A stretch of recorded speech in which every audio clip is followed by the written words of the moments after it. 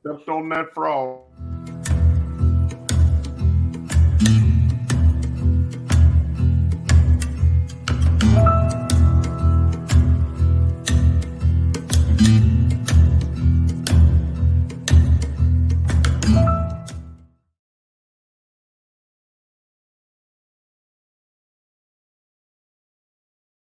Welcome Home Radio Podcast. Are you looking to buy or sell your home? Our team is here with answers to guide you through the buying and selling process. We encourage you to ask questions. Please comment on this show or visit us at welcomehomeradio.net for more information. Bringing real estate, lending, and education together in one place, and to help you make the right home decision for you and your family. Here are your hosts, Blair Thomas, Tom Holm, Alan Pace, and Jeff Duffy.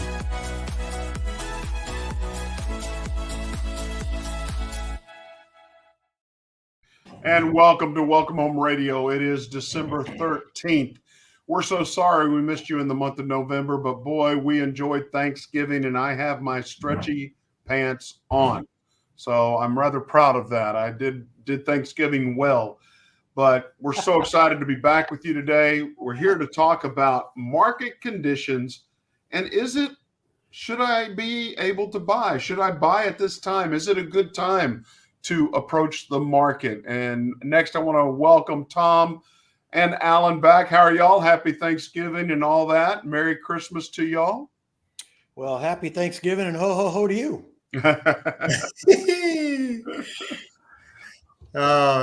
Good to be back. It is good to be back. It's good. You guys missed me right after my surgery. You know that I had major back surgery, right? I thought it was a lobotomy. Yeah, they did that at an accompaniment, so they did two for one deal for me. And which back surgery is this? This is my lower spine. They did a fusion, and then they did some. I got a couple pretty nice little screws back there to prove it. 360 or 180? It was 180. You're a rookie. I know, right? I mean, I did find out something very interesting. They went in and cleaned out my spine as well because I had stenosis in it, which has immediately helped my pain in my legs. I don't have that anymore. Thank you. It's not hardening on that sciatic nerve, is it? Man, it's not easy. But they go in and cut that bone away, and then they grind it up and put it with kind of a glue cement and put it back on top to help everything heal. And I was like, you got to be kidding me. What kind of technology is that, taking my bone, grinding it up, and making cement with it? But working well thus far, so I'm pretty happy. And there you have our Welcome Home medical update. There you go. Well, if you want me to give, I did that surgery in 2009, but mine was 360. Oh, so you're an old hat at this. I L4 through S1. Gosh. Our 360 fused spine. And then I have C3 through C6 360 fusion in my neck. Oh, gosh. So. Yikes. Yes, well, I've been down that road. I've lost all bragging rights here. Sorry. Let's talk about Christmas. Have you done your shopping yet? I'm done. There you go. Market conditions. I'm done. That's what I like to hear. Already spent the money, done the deal, capitalism at its best, yada, yada, yada. Yeah. Had to get all that done, and we're still not knowing what all. I mean, my wife has got her Christmas plans.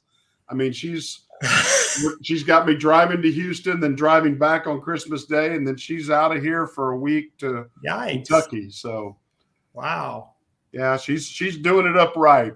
Is that her present to you? Is leaving you alone for a week? Yes. I hope I don't get it. Hope I don't get in trouble for that. We really are getting all homey here. This is great.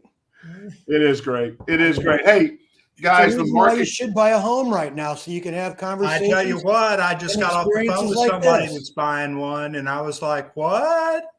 And she's buying an expensive house, Lake Granbury, on Lake Granbury, and then she's going to tear it down. And I'm like, what? Wow.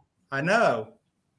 And her realtor called while I was talking, and she, sure enough, closed on it, or she's going to close on it, and she accepted the contract. So, wow. So market must be good.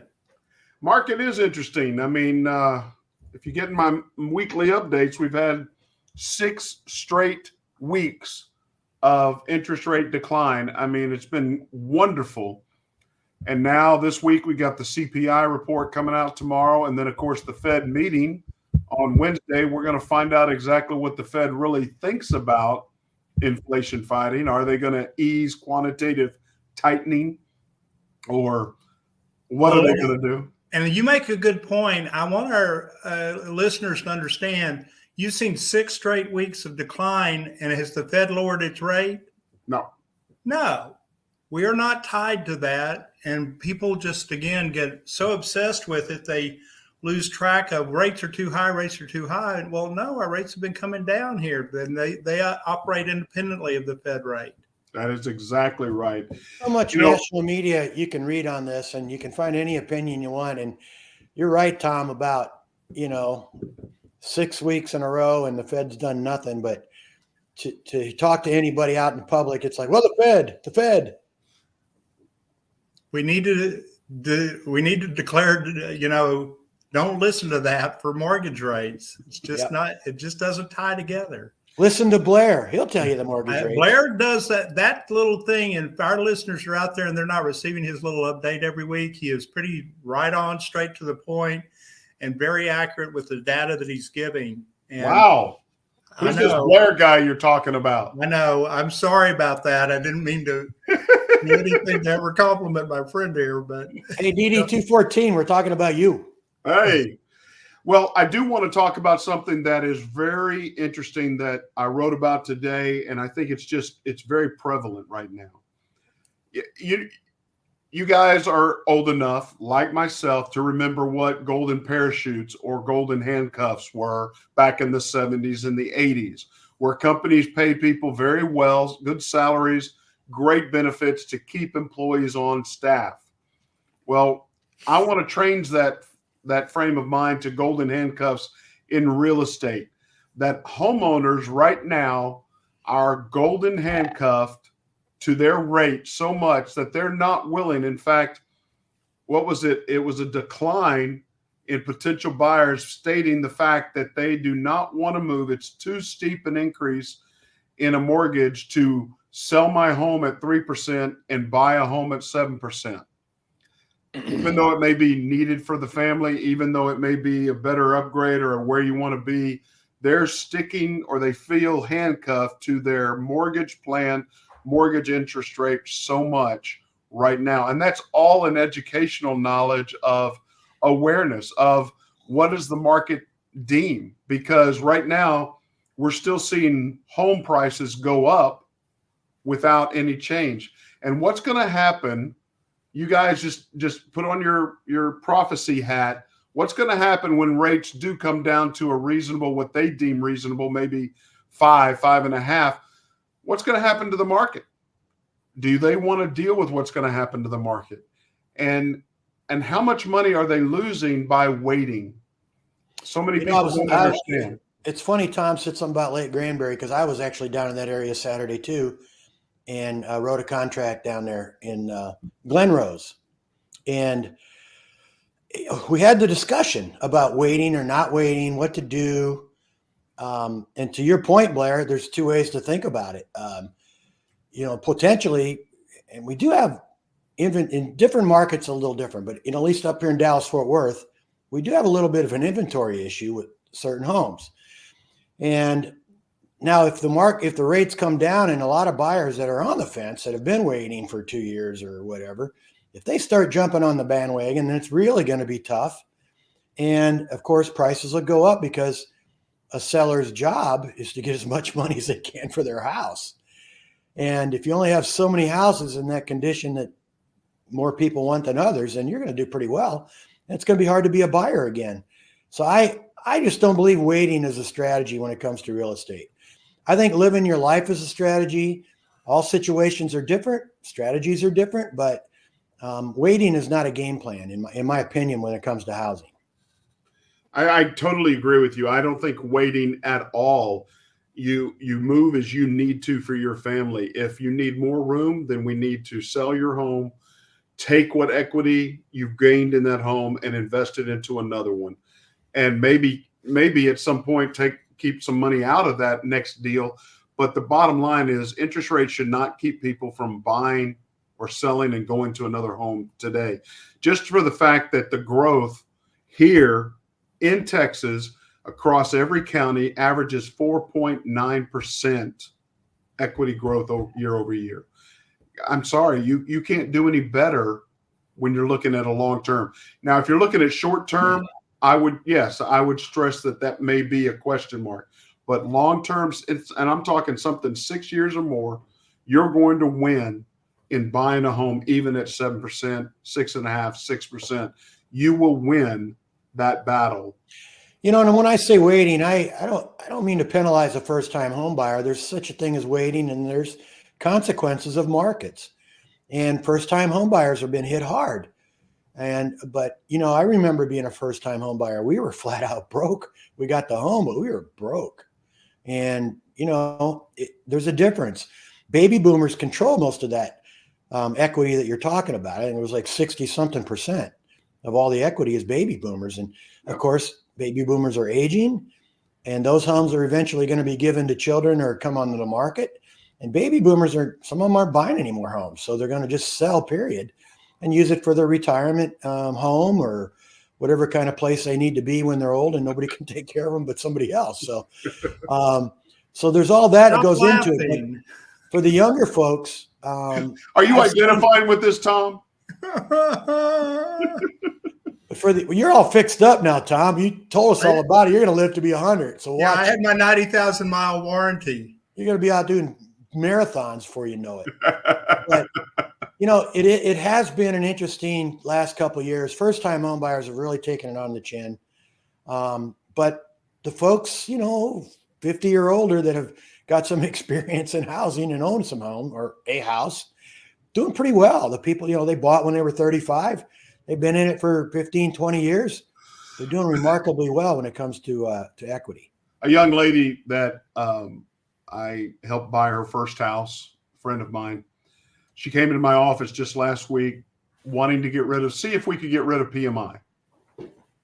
And she bought her home right at 210. You might explain what that is to the folks. Some of them might not know. I will. Private mortgage insurance is required if you're in a conventional loan, if you're investing less than 20% down payment. And private mortgage insurance ensures that the loan's paid off if something happens. And we're assuming she got a conventional loan, right? You got a conventional loan. She was shocked to learn that right at 2 years, 1 month, her home had grown in investment wise to $298,000 in 2 years. Mm-hmm. Unbelievable growth. If you're invested, you're very happy where you're at. You should be overjoyed where the value of your home is. If you're not in and you're paying somebody else's mortgage and rent is just crippling you because you'll never see any renting dollars back, I got to tell you, please consider the opportunity now where there's less competition. Don't wait. I think that's just so critical that people need to understand the value of an investment, even into a home life, not just for family, but for future. It is such a value. And again, now, Tom, I want you to help me understand, we had the BLS jobs report on Friday. Okay. Everything in the last 6 weeks has been going very well, showing inflation is coming down, showing jobs reports. ADP shows less jobs reports, but suddenly the BLS jobs report just blows the market head off the top at 199,000 jobs. What they don't tell you is, that's supposedly created new positions, new jobs. But why is it they allowed 47,000 new jobs to be defined because they're returning workers off of strike? That's not new jobs. That's just coming off of strike. If we take that 199,000 and drop 47,000, then we come in less than what the expected number was. And boy, that would have really shocked the market into we're in a recession. So why why are these reports? Because everything that's been coming over the last 6 months, jobs report wise, they have refiled a month later and changed those numbers. They decreased them every time. Why is this happening? Well, because traditionally that's how it's always been done. I mean, they've been keeping jobs reports and giving it to the general public since the 1990s. So all presidents and all Congresses look at these numbers every, month to compare month over month average. The adjustment after the fact by the bean counters it's always done the same way, Blair, so that it doesn't distort how the numbers are being given to us. And those adjustments, they always will tell you in 2 weeks.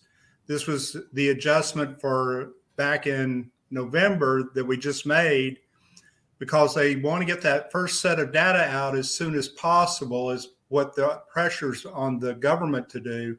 But the second set is those that come back and say, okay, this was also inclusive of those returning from, strike, 47,000.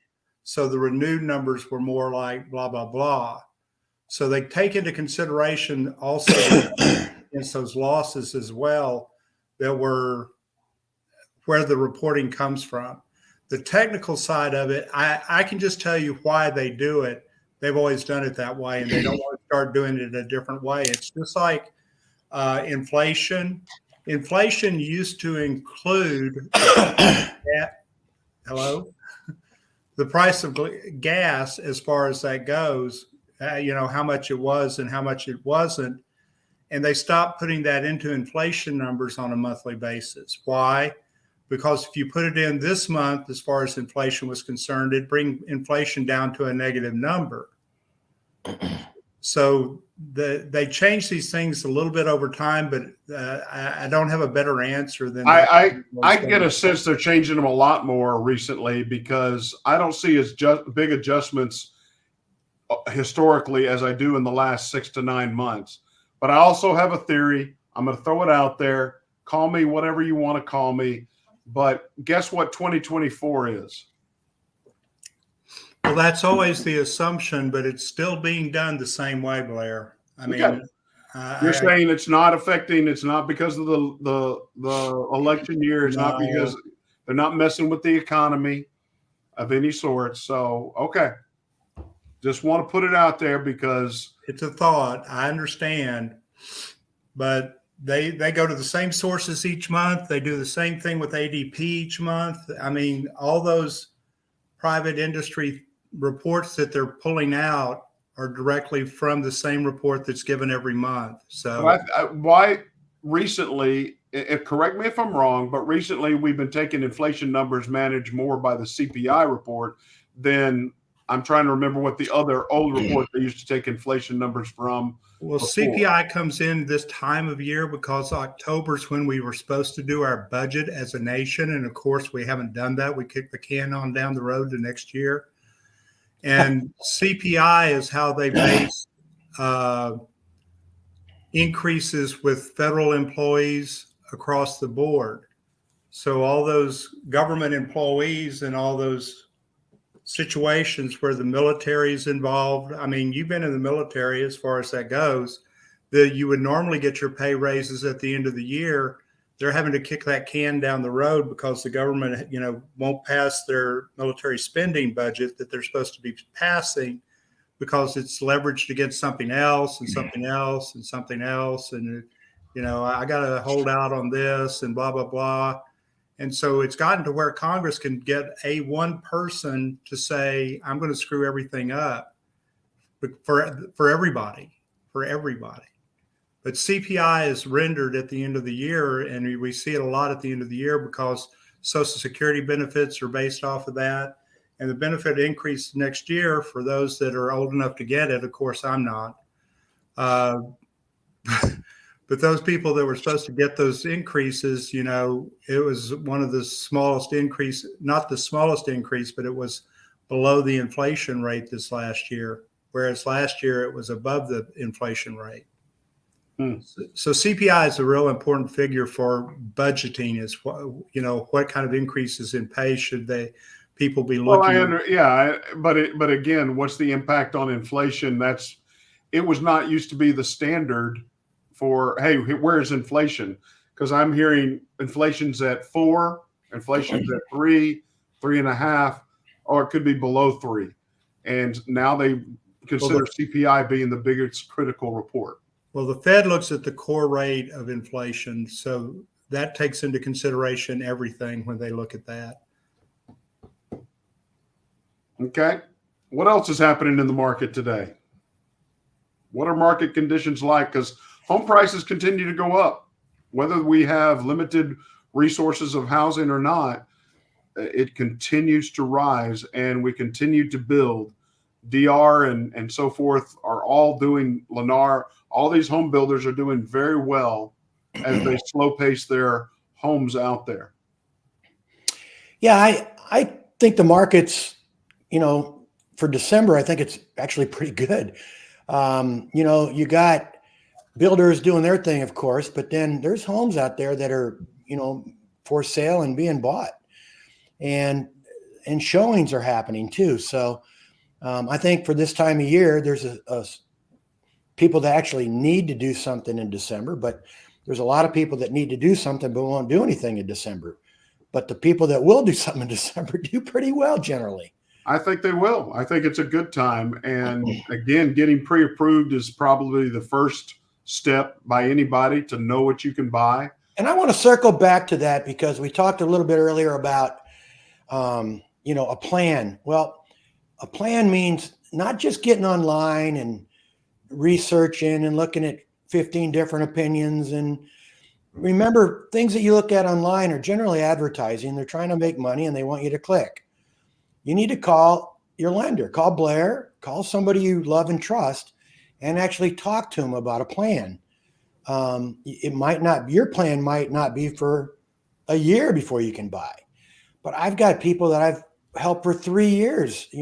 I think 4 is my record. It was kind of tough for some people. It's just tough. Others, it's like, gosh, I didn't know I could buy. I could buy right now. So until you go out and get the information from real people, such as Blair, that is in lending and does lending and can give you all the current correct information, you really, that's all you need to do to start. Blair will tell you, hey, we got a 6-month plan here. Let's get started. Let's do this. It's different than just going online and, clicking all over the place. And, that's not a plan. A plan is discussion with people that know about how to get you money to buy a home. Especially if, like you say, click or clickbait, you're not going to talk to the same person every time online, and you're not going to be able to get the same answers. One of the things I wanted to bring up with you, Tom, isn't it interesting that Fannie and Freddie have come out with their own down payment assistance programs to boast and push, opportunity recently? I mean, well, and it's just like FHA's 101 program. I mean, what the industry tries to do, and what the key word here is, make things affordable. And that's the big push that we see, is affordability.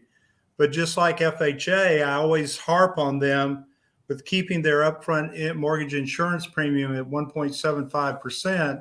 It discourages people to add 2% to their mortgage balance once they close on the transaction. I mean, that is, to me, a discouragement. Lower that back down to where it was pre-2013 rates. And with the same mindset, Fannie Mae and Freddie Mac are doing that same type of situation, because those are specific, of course, for first-time home buyers, typically, with the description on the down payment assistance stuff. Alan, it is great to be able to be on a show and a part of something that we have a true historian on staff that, did they have that PMI or MIP back in the cave days? I mean, I think 2013 is only a decade ago. Come on, give me a break. Yeah, but that you remember those times. I mean, you are right on top of it. Gotta think of a brontosaurus burger with cheese tonight. It was April, by the way. April 30th was the last date they issued. Oh, Well, see, everybody, home buying can be fun. You just have to make it fun. oh yeah. Should be exciting. It really is. It really is exciting. I mean, you just can't believe how cool it is to have, somebody buying their first house, and they get the keys for the first time. And it's like unbelievable. I've seen grandparents cry, parents cry, home buyers cry, everybody cry. And it's a pretty cool opportunity to see other people laugh and go right into the wine too. So it's a pretty cool experience. So get started, get a plan, get out there, get after it. The market's active. This young lady that I helped, that's a friend, just a wonderful young lady that at 22 years old owns her own home. Yeah. And had a plan, has been owning, and now 24 years old, has wonderful opportunity to stay in a home, build equity, growing something that is important to her. It's just a wonderful time, but you can't find out what's out there for you until you start asking somebody. As Alan said, ask a person. Welcome, Jeff. Happy Thanksgiving. So glad you're on time today.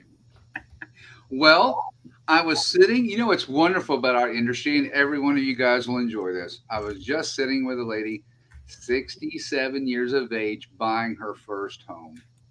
Isn't that cool? Oh, but wait a minute. Let me not join. Thank you for your welcome, but I would be remiss. There we go. I'm here.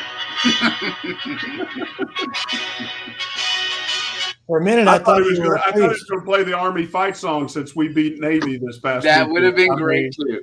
Thank you, Blair. I did have a great Thanksgiving. I know I'm jumping in, so sorry to disrupt the conversation. No, glad you're here. We're, again, discussing market conditions and should I buy at this time or should I not? What are those obstacles? And, we talked about down payment assistance. We talked about credit or interest rate. What other things are keeping people from the market? Because one of the things, as Alan described, baby boomers, we're holding on to our homes. I'm actually scared to sell my property right now because where I would want to live is going to cost me even more, or it's not an upgrade to what I already have. It doesn't make my life any more convenient. So it's one of those static things that I can be selective and I can wait. But what are those other items that are keeping people from moving, changing, or jumping into the market? They're happy. They're happy where they're at. I mean, some people just are happy. People like you're in your house. Well, but I own real estate. Why don't you sell? Huh? Why don't you sell? Because you haven't sold your home yet. When you sell yours, I'll sell mine. Oh, okay. I think Tom's pretty cool. I think you're right about that, Alan, but I would take it one more thing. I think there's a younger generation that is very happy, that is happy renting. They like the loose, free lifestyle, not being locked down, not having to take care of yards or anything. They like to be able to get away on the weekends when they want to, all of that, and that they are in that rent race, but they are happy. You're right. Well, there's, I don't know. I still talk to so many people that are, say, 27 to 40, let's say, and they're not owners, they're buyers, but they're all over the potential buyers. But some of them, the older they get, weirdly enough, they're like, all right, I'm cool with this lifestyle. This is my future. But there's others that still want to do the family, the marriage, the dog, all that stuff. And it's just been a little rough on them the last couple of years. Marriage, the dog, all that stuff. Hey, I saw a homeless guy out in front of Sprouts this morning. He had his pups with him. He didn't need the rest of that. He was happy. All he needed was to get married. I asked him, I said, what do you need? He said a tarp and a sleeping bag. So we have gone off the rail. We have officially gone off the rail. No, really, we haven't.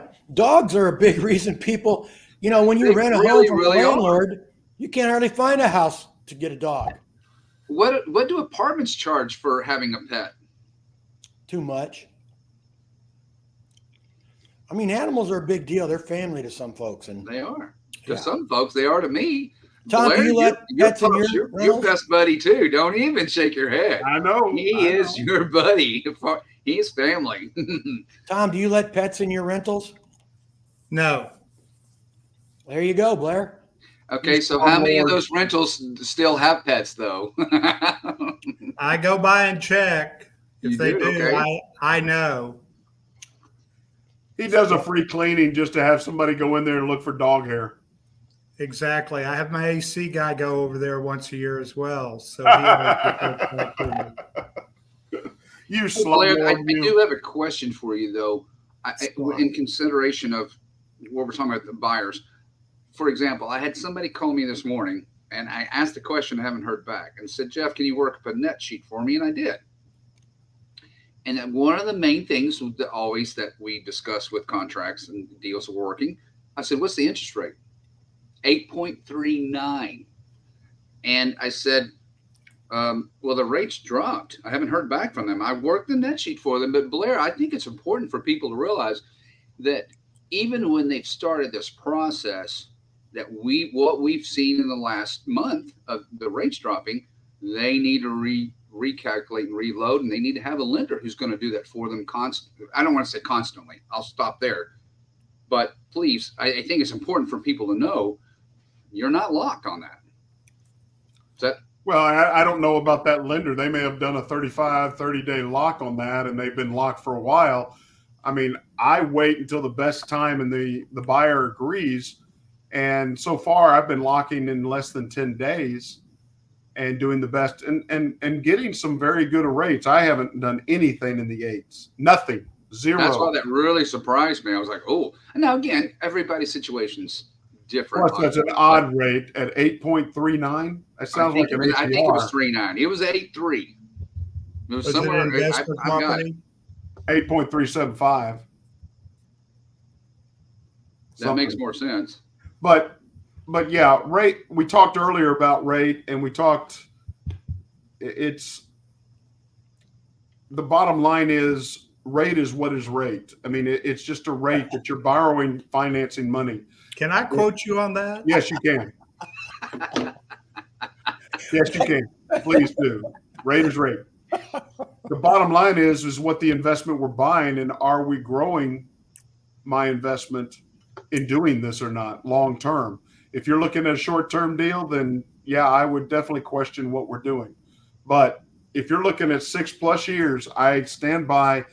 That's a great investment into real estate. The returns are there historically. We have 80 years plus worth of data, and we show positive. Only 7 years are negative in the real estate market. Only 7 in the 80+ years. And so even the decades that those are in was positive. So a great investment, get into a home, pay yourself. A mortgage is paying yourself, not someone else's rent. Now, Tom, I definitely don't want to. You provide a great service for a lot of people, and I'm sure you have some longtime people that you just love, and they love you. It is a great thing to get into that. But He's a businessman. But if you are looking out for your family, I would want you to buy any of my children. I want you to buy a home. I want you to get into the real estate so that you have an investment that's there and it's equity available later. It's thrilling to have a 67-year-old. I just wonder if she did a reverse mortgage for purchase or a HECM. So, the bottom line is there is great opportunity for anyone wanting to get into this market if they have the wherewithal. And boy, the opportunities are there with all the programs. I mean, somebody asked me the other day, I was so proud about our construction loan solutions for veterans and FHA. And then they finally go, well, do you have a USDA? And I said, yes, we have a USDA one-time close construction loan. And for the right person in the right geographical location, it's a great zero down opportunity. Is that up in Wyoming or something? So No, we have a lot of them around here. In fact, where you went for Granbury, just outside of Granbury, there's a USDA area. Cool. So, I will share this morning that kind of shocked me. You were talking about different groups and everything, and it just stuck on my face this morning. I was driving by, and there's a Starbucks, and of course, this is the fanciest Starbucks right there.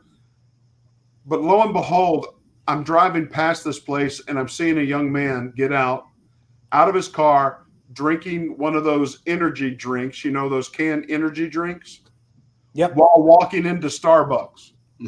I'm thinking, wow, you're buying an energy drink, and then you're going to have a Starbucks latte, cappuccino, whatever.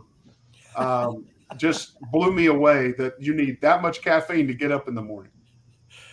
What'd you call that drink? The Frappuccino Kappa, whatever. that sounds like something he orders every day. I also something he said is stuck on his face. Yeah, a couple of shots of tequila too. I would be all right. I thought that was what they call the nitro brew or whatever they have.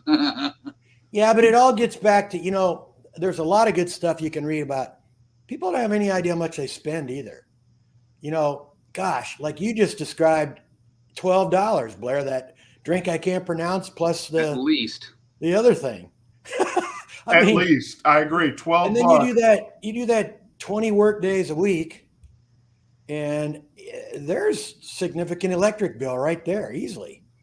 And so I think people, and you mentioned age earlier, Blair. It's true. There are people that live their lifestyle and they're just not thinking of buying. It's not they ain't what they're thinking about. They're thinking about tomorrow and right now, and the car and the drink and the restaurant and the entertainment and the trips. And you could still do some of that when you buy a home and make money and pay yourself, but it is interesting. But even back when we were young, there's people like us that did it. I know people that never bought, they rented, and they had reasons for doing so. But is that, Alan, because what you're saying is really on the thoughts that I was having in the last 10 minutes, in that, is it just generational, that it's more now than, we were all raised with this is what we do. Is it just a generation, or is it just have to do with what everyone's experiencing in day-to-day life? I think it's a combination of things. Generational has got to be part of it because, our parents fought in wars and our grandparents fought in wars, and we were relatively spoiled compared to, those folks.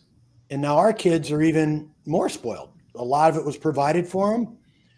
College was paid, or every little thing to make everybody happy. And I don't know if we did such a good job as parents, teaching our kids values and things. So there's some of that too. So I think it's a little bit of everything, really. I don't know, but I know it happens, and it's still happening. And coffee's $6. It's ridiculous. Not this cup, brother. It's black. There's nothing in it. It's just a cup of coffee. That's that old free office coffee, isn't it? Yes, sir. Put the K-cup in the machine and go with it. And there's Tom. He just been to the gas station. But let's not get too far from that. Our expense, what we spend every day is a huge part of it. And in day-to-day life, we all have so many more expenses that add up, just like that cup of coffee. I don't want to go down a trail and beat a dead horse, but it really is. That's the way we live. I say we, proverbial we. Yeah, and there's nothing, if it's your lifestyle and you want to do that, then good for you. You only get one life. Live it the way you choose to live it. And if you got options to travel the world, and I got a client who I helped buy and sell a house, and we sold his house and moved in with his dad because his dad's getting old and he's helping out. He's traveling. He goes to 3 countries a year, single young man, having a blast. I got nothing but, I love that. I think that's a great thing to do. Kind of wish I did. Dad, I'm here to help you. I'm moving in. See you later. Pick me up at the airport next week. Yeah, I'm going to put my stuff in the room and then I'm heading. Yeah. I guess that's living there together. That's well, it's his dad. So his dad, but it's working out great. That's an adjustment period, sir. Oh, slowly. You got to make sure everybody's good with it. Yeah, but when did that adjustment period change? When did it change from 17 years old to 25 years old adjustment period? I mean, I don't know. It's a great way to get, just to make sure you guys are listening. I love that when you are. It's a wonderful thing. I love this Welcome Home Radio stuff. This is good. Well, Tom, we are so happy your surgery went well. I'm glad sounds like you're recovering well. I mean, are you still going through rehab? Oh yeah, I got PT for another 6 months. It wasn't any facial surgery. Obviously, you didn't do any kind of skin facelift or anything. Whoa, hello. They did the lobotomy on me, but that was it. You know what? Jeff gets here late, dressed like a priest, and he goes off. I know. I'm telling you, right to it. I don't have my collar on. I did not earn the collar. I assure you that, my friend. Man, start throwing that stuff coming on here this late, boy. Yeah, right. I know. It's coming back. It's coming back. But no, I think you look nice. Merry Christmas. I love that we were able to get back together. I think this is a great market for people to at least understand and spend some time understanding where you're at, because like Alan says, you don't know what you can buy. You don't know what you can do until you start asking questions, whether it's a reverse mortgage for purchase or a first-time FHA loan, a veteran VA loan, and you're getting out of the service to, hey, can I move up? Should I move up? Should I refinance? I mean, I can't believe it, but cash out refinances are back strong in the sense of interest level. They are asking those questions. Can I pull money out? And it is very possible, depending on your combined interest that you're paying, whether it's that mortgage rate and your car note and your credit cards. And oh, by the way, an update on the credit card debt. We're at $1.47 trillion. And again, it's still expecting to be by $2 trillion by the end of Christmas. That's a T, right, Blair? Trillion. That's a T. I just want to make sure everybody caught that. What comes after trillion? Huh? What comes after trillion? What's next? Squared? Gazillion. I think we're owned by China. Or we start calling it yen. I never thought we'd live long enough to talk more than a T, but whatever. Well, I will share this with you real quick. Just FYI, I don't know if this will bring up any more topics or talks or anything, but are y'all aware of what Mr. Warren Buffett has done? Well, he's made billions of dollars. This weekend or this week? What? Got on his private jet and flew somewhere with his kids? Not. At 2023, this year, he has now liquidated $28.7 billion in stocks, liquidated because he doesn't trust the economy. But he's also got that commitment to give all that money to charity, too. You know, that goes hand in hand with the big headline on Market Watch this morning about everybody thinks next stop Dow 6,000. And when they start predicting that, you got to wonder if the big guys aren't kind of getting out. Well, Berkshire Hathaway, I think it's the largest investment firm, isn't it? Next to BlackRock. Am I correct there? It's got to be close. I wouldn't know, but I mean, it's up there.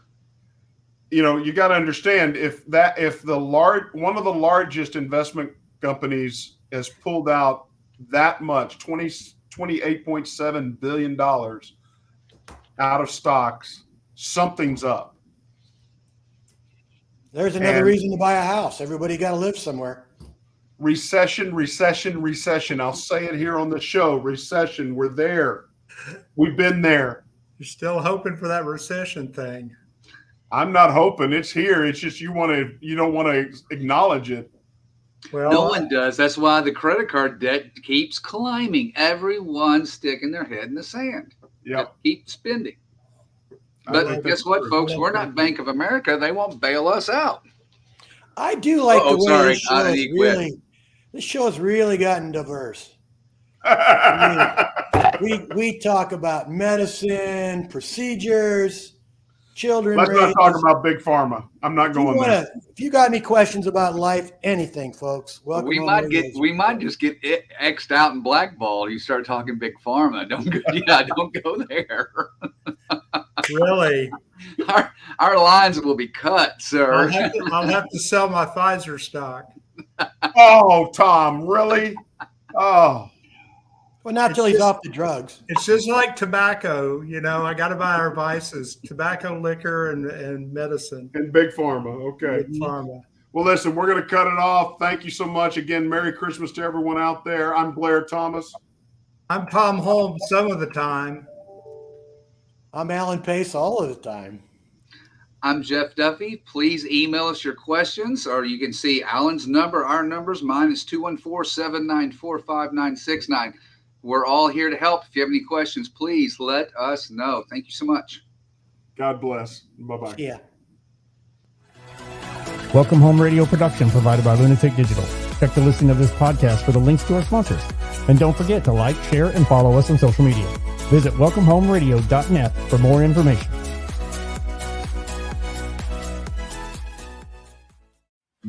This was a Lunatic Digital production. Visit lunaticdigital.com for all your digital needs.